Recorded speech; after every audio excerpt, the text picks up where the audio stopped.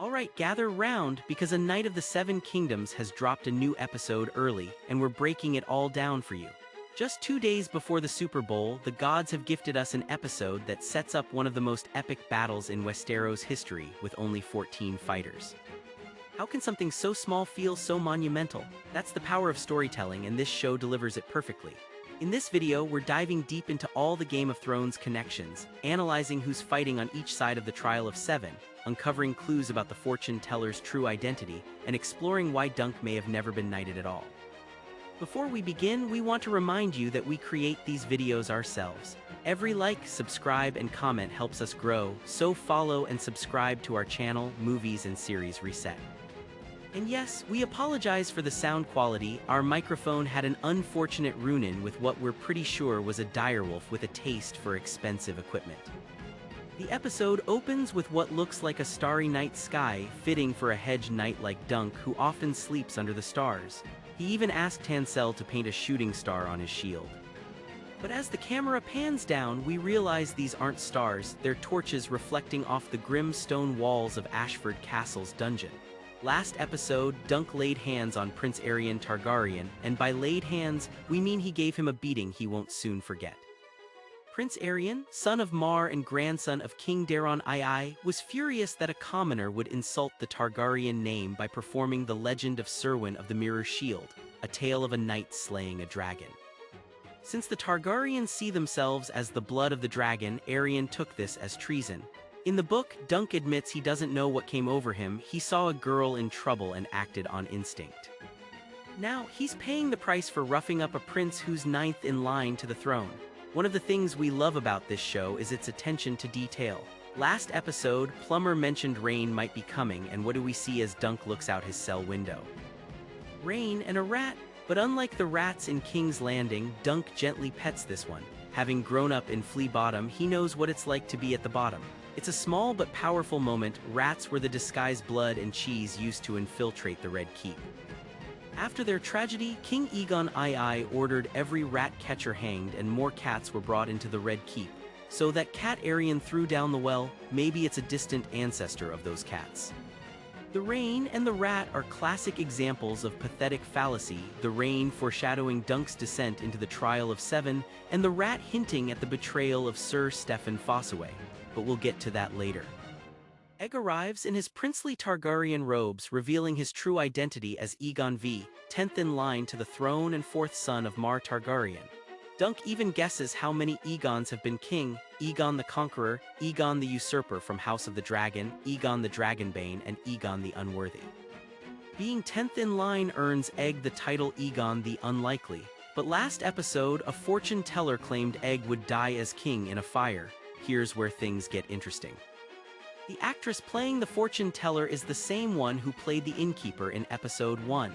Some fans think she might actually be Brynden Bloodraven Rivers, a Targaryen bastard and sorcerer who later becomes the Three-Eyed Raven. He had the power to glamour himself to look like others, and he was alive during the Ashford tourney. Could this be a hint? Let us know what you think. Dreams, visions, and prophecies have always played a huge role in the Game of Thrones universe.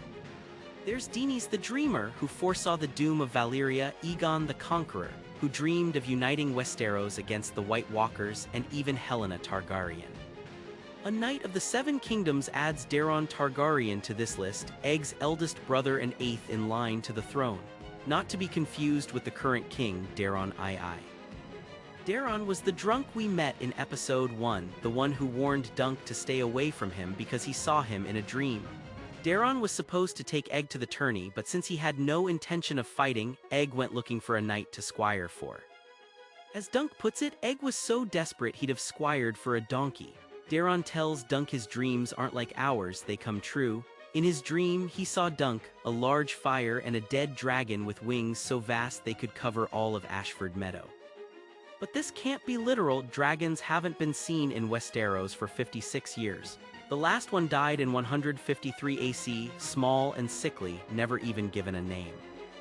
It won't be for another 90 years that Daenerys' dragons hatch in Essos, so if it's not a literal dragon, maybe it's a metaphor, a Targaryen. And if Dunk is involved in this death, it's a heavy burden to carry. Egg brings Dunk food and an apology. He lied and Dunk is rightfully furious. Without Egg, he wouldn't be in this mess. To make matters worse, Dunk thought this was all a joke to humiliate him. The show even plays into this idea of Dunk as a fool, especially through the tale of Florian and Jonquil. We saw a puppet reenactment of this story in episode 2, and now Dunk holds up the decapitated head of Florian, a dark omen. It's a stark reminder that the ideal knight only exists in legends, and Dunk is struggling with that reality. Egg confesses the truth.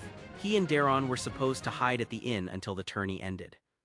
Daron even shaved Egg's head to hide his silver hair. Dunk says it was bad luck that they found each other, which contradicts Egg's earlier claim that their meeting was good luck, symbolized by a shooting star. Dunk then meets with Egg's uncle, Baelor Targaryen, the Hand of the King and next in line for the Iron Throne. Baelor is smart, pragmatic, and well-read, very much like King Viserys from House of the Dragon.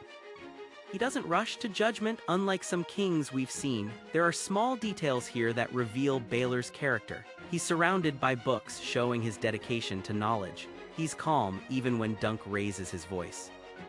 Most importantly, Baelor puts justice above family. He could have executed Dunk based on Aerion and Daron's testimony, but he doesn't.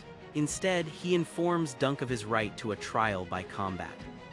However, Baelor's hands are tied. Dunk did lay hands on a prince, and the last person who did that lost a hand. Since Dunk used both his hand and foot, he'd lose both. This is why Baelor suggests a trial by combat, letting the gods decide. The next scene shows Lords Ashford, Tyrell, Baelor, Mar, and Aerion holding court over Dunk. Aerion, disrespectfully smashing walnuts, thinks he can refuse the trial by combat, but Dunk can only be denied if Aerion withdraws his claim. Instead, Aerion invokes the Trial of 7, likely assuming Dunk can't gather 6 other knights by morning. Baelor's hands are tied again. It's Aerion's right. And let's not forget Lord Ashford kneeling to pick up Aerion's nut. Some things you just can't unsee. Mar is clearly displeased. This puts Aerion in danger and forces members of the Kingsguard and even Mar himself to fight. Once dismissed, Dunk laments his fate, asking his horse if he's going to die.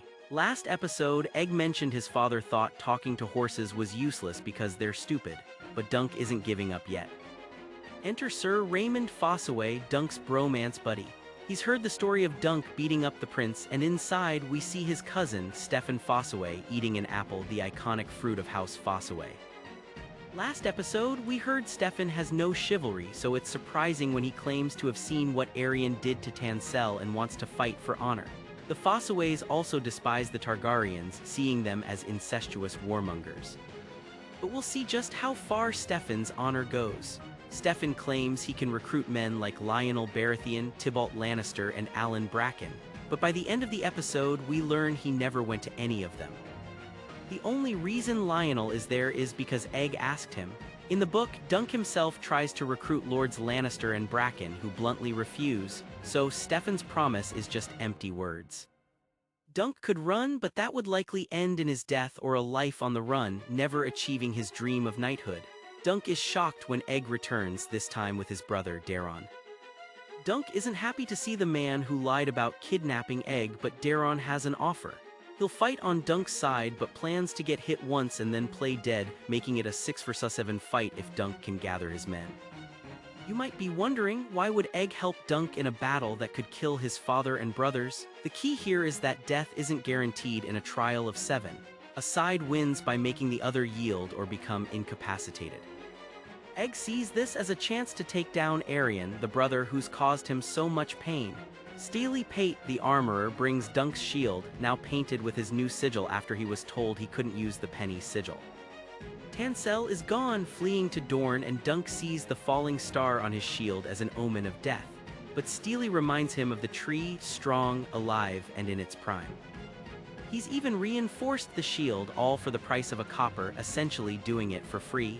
As dawn breaks, Dunk watches the arena being prepared. The trial is set for early morning, and we meet 6 of the 7 defenders. There's Dunk, Lyonel Baratheon, who loves a good fight, Humphrey Harding, the man whose leg was crushed by Aerion's stallion, and Sir Robin, who believes in Dunk's cause and might be half-mad. The crowd has gathered for one of the biggest spectacles in decades, and Dunk is shocked to see only 6 on Aerion's side. Arion himself, Daron, and 3 Kingsguard members, Sir Roland Craycall and Sir Donal of Duskendale. The reason? Stefan betrayed Dunk, switching sides after Arion promised him a lordship. This betrayal pushes Raymond to join Dunk's side, but Dunk hesitates when Raymond asks to be knighted. Why? Because there's ambiguity in the book about whether Dunk was ever truly knighted by Sir Arlen. The show hints he wasn't. In episode 1, when Plummer asks if there were witnesses to his knighting, Dunk says, only a robin in the thorn tree. And later, there's a shot of Dunk kneeling, almost mirroring Raymond's knighting moment, with Arlen's ghostly voice saying, "What are you looking at me for, kid? I never knighted you." The teams are now 6 versus 7 in Arion's favor. Arion insists they need exactly 7 or Dunk is deemed guilty. Dunk gives an impassioned speech about honor, hoping someone will step forward. Just as it seems hopeless, a man stands up, only to let out the loudest fart in Westeros history. It's a perfect balance of tone, blending humor with high stakes. When all seems lost, Prince Baelor arrives to fight for Dunk. The crowd erupts as the Game of Thrones theme plays in full. Baelor believes Dunk is doing what any true knight must, protecting the innocent.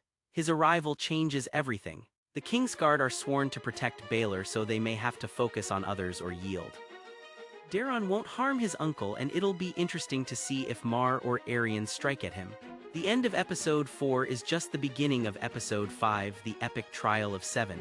Who will live, who will die? And will Dunk prove his innocence? We'll have to wait until next week to find out. Follow and subscribe to our channel, Movies and Series Reset, for more reviews and deep dives.